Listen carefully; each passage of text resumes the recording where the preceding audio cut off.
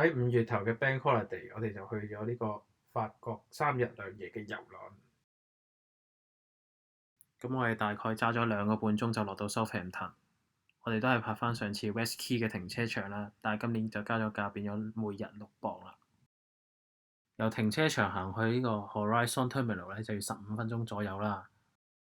咁我哋今次搭呢架船叫做 MSC Virtuosa，呢架船可以載到6000幾人嘅。咁咧，記住喺30日出發之前咧，已經可以喺 App 度 check in 噶啦。咁要係主登記人咧，先可以揀到呢個 check in 時間嘅。我都好建議大家會揀呢個最早嘅 check in 時間嘅，因為大家唔揀最早嘅話，有機會 miss 咗呢個 on board lunch。咁由於今次我哋係4個人去啦，所以就揀咗呢個普通露台房嘅。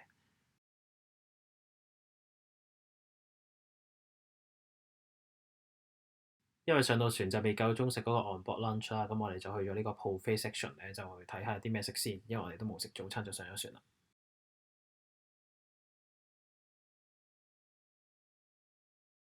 之後就去到亞博 lunch 啦。咁同上一間船即係皇家加勒比嘅相比咧，我覺得呢度啲 crew 咧就冇咁熱烈啦，就好似真係為翻工而翻工咁啦。同埋我唔知係咪因為環保原因啦，所以就冇實體嘅 menu 啦，就要用 QR code scan 咗個 menu 去睇嘅。咁我就覺得唔係太方便，因為始終啲字體係比較細嘅。相對嚟講，呢一餐都算 OK 嘅，因為都有唔少選擇啦，同埋份量都算幾多。但係就冇咗呢個 after 嘅 coffee 同 tea 俾我揀啦，呢個相對有少少失望。呢架船咧係用音樂做主題嘅，咁所以咧你會喺唔同嘅地方咧都會有見到唔同嘅音樂特色嘅設計啦。就好似我哋今次住嘅樓層咁樣，就叫 Gershwin。嚟到呢個遊輪中庭嘅位置啦，咁咧就喺天幕上邊咧會 show 住唔同嘅英國旗啦，Wales、Scotland、England 嘅旗嘅。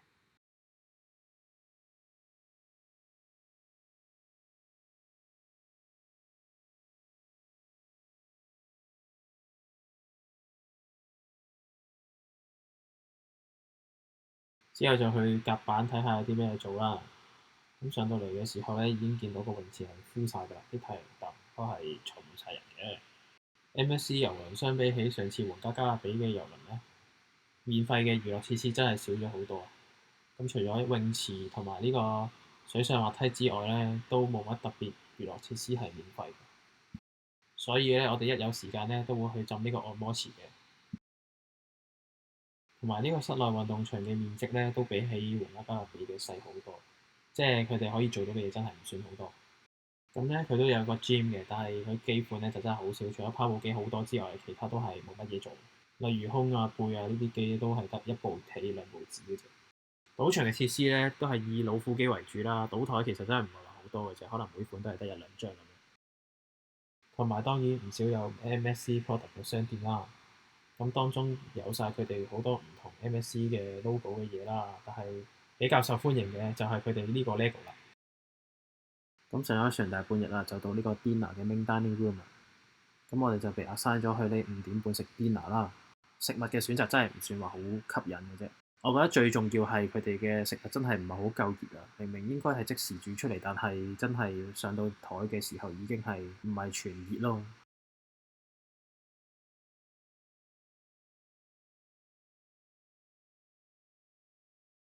咁食完飯就梗係要睇下 show 啦，但係好可惜嘅係 MSC 嘅 main show 咧係要另外收費。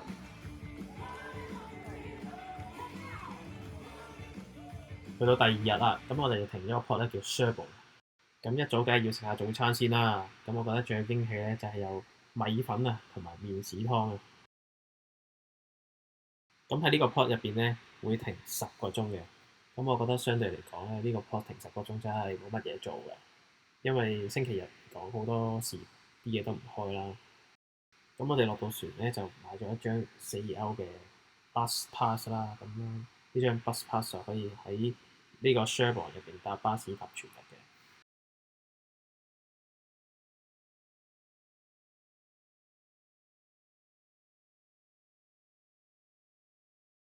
咁我哋就去咗 Cherbourg 唯一有開嘅旅遊景點啊 Roughleg Castle。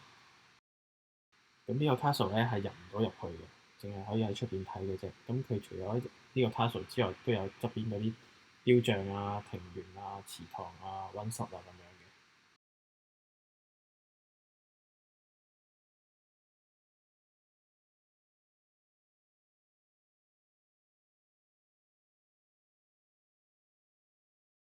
咁由於已經睇完個 castle 之後就冇其他景點啦，咁我哋就翻 city centre 食嘢啦。咁我哋揀咗呢間餐廳咧，其實呢個名我都唔識讀嘅。咁佢係位於呢個郵輪碼頭隔離嘅一個地方嘅。咁我哋4個人就嗌咗4樣嘢啦，當中包括有9隻蠔啦、鴨肝啊、海鮮大雜燴同埋青口嘅。我覺得呢樣嘢都幾足夠，因為我哋去到最後都食唔晒。我覺得以呢個價錢食到一餐法國菜咧係好抵嘅，因為喺英國食嘢真係幾貴，但係法國餐呢個性價比嚟講都算幾高嘅。咁我哋食完嘢之後就盡我哋所能睇下呢個城市有啲咩俾人睇到啦。咁我哋就去到呢個字樣啊，呢個雪邦嘅字樣都幾值得影相嘅。咁我哋兜完圈之後就趕翻上船去食呢個 dinner and dining 啦。除咗麵包係真係幾好食之外咧，我覺得佢哋嘅正菜都係麻麻地嘅，因為比較有傷害啊。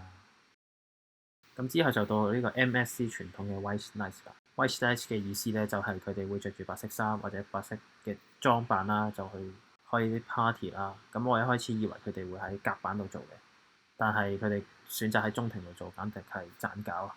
點解咁講咧？係因為真係中庭係唔夠位去放到咁多人嘅，而我哋最後都決定再去攞呢個宵夜 buffet 翻房食。